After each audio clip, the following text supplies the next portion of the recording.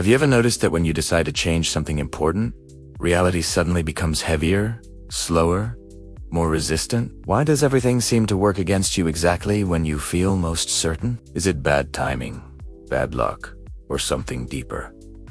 What if resistance is not a warning sign but a signal? And what if the universe isn't blocking you, but testing whether you truly understand what you asked for? When reality resists you, the first instinct is to assume something is wrong, that you made a mistake, that your desire arrived too early, or that your dream was unrealistic from the beginning. But resistance rarely appears at random, and almost never appears without meaning. Reality responds to internal shifts long before external results are visible. What feels like obstruction is often the echo of a deeper transformation already begun. A transformation that challenges old patterns, outdated identities, and fragile beliefs. This is precisely why resistance feels personal, heavy, and sometimes cruel. It confronts not the goal itself, but the version of you not yet ready to carry it. Most people believe resistance is a signal to stop, yet the truth is far more unsettling. Resistance usually appears when you are no longer aligned with who you used to be,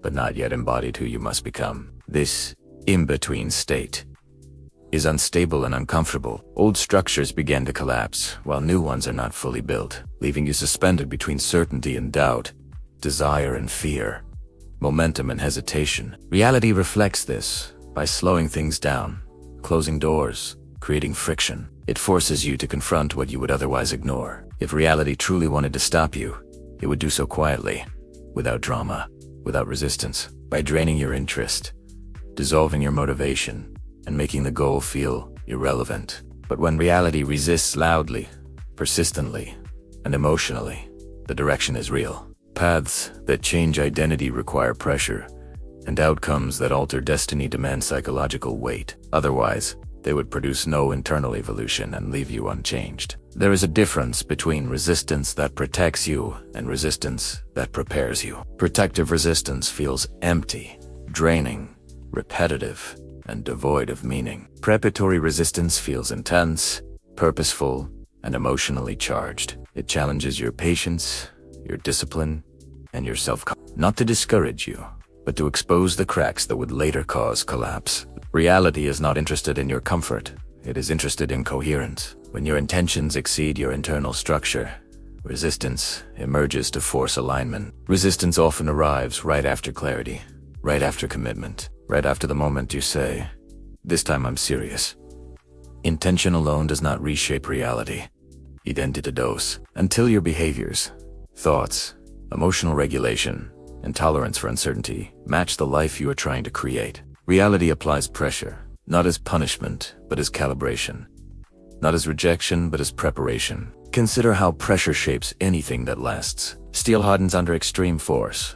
Diamonds emerge only through immense compression.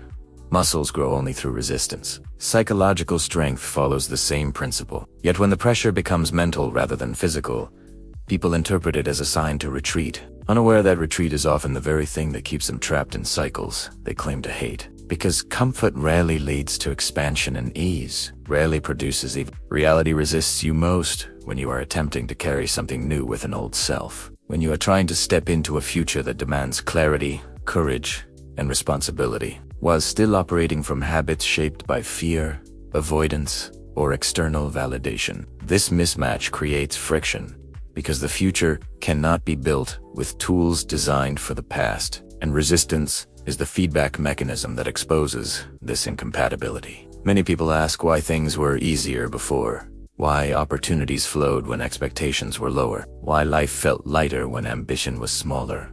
And the answer is not cruel, it is structural. Because smaller lives require less internal stability, less self-mastery, and less accountability, while meaningful lives demand precision, consistency, and emotional resilience. And reality will not grant access to higher levels without verifying that you can sustain them, without collapsing under their weight. Resistance also reveals where you are still negotiating with fear, where you secretly hope to succeed without changing too much, where you want transformation without discomfort, and where you want certainty before movement. Yet life does not operate on guarantees.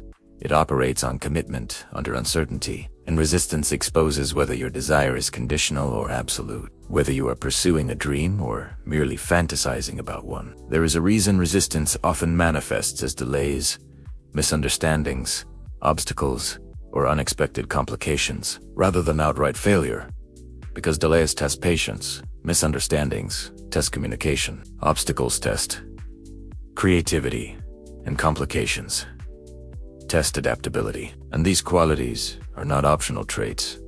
They are requirements for navigating complexity. And any path worth taking inevitably leads into complexity, not simplicity. When reality resists you, it forces you to slow down enough to notice what you are doing unconsciously. How you respond to frustration, how you treat yourself under pressure, how quickly you abandon meaning for relief, and how deeply you trust your own direction. When external validation disappears, because true alignment is not measured by how confident you feel when things go well, but by how stable you remain when they do not. Resistance is also the moment where illusions dissolve, where surface-level motivation is stripped away, where borrowed beliefs collapse, and where only what is authentic survives. And this is uncomfortable because authenticity offers no hiding place, no excuses, no performance. It demands presence, responsibility, and honesty, qualities that cannot be simulated or rushed. Many people misinterpret resistance as a cosmic no, when in reality it is a conditional not yet.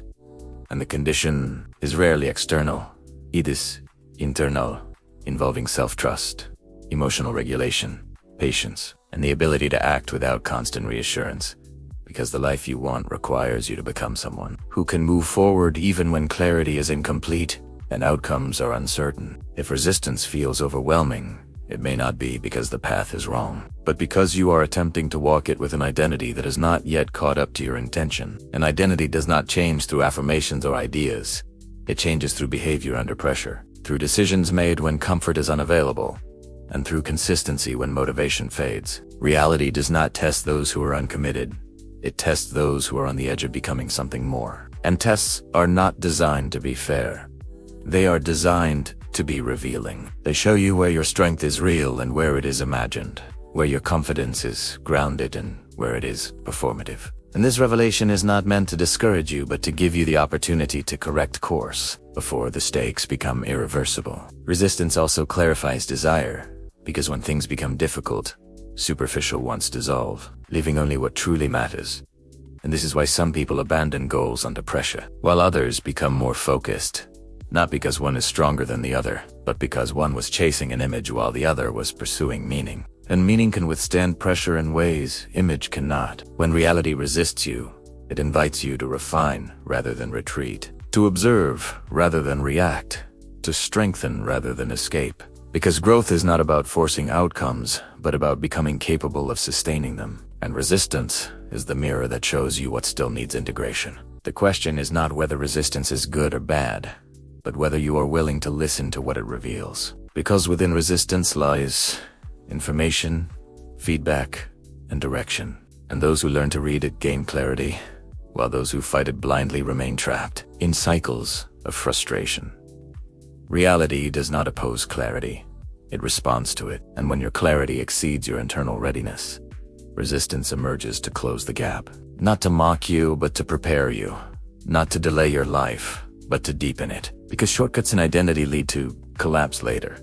And reality prefers slow strength over fast fragility. If you feel like everything is slowing down just as you are ready to move forward, consider the possibility that this pause is not obstruction, but compression. A gathering of internal resources, a restructuring of priorities, a recalibration of direction. Because momentum without stability is destruction, disguised as progress. In the end, resistance is not the enemy of purpose. It is the guardian of it, filtering out those who want results without responsibility and strengthening those who are willing to become what their vision requires. And when you stop asking, why is this happening to me? And start asking, what is this asking of me? Resistance transforms from burden into guidance, from frustration into clarity, from fear into preparation.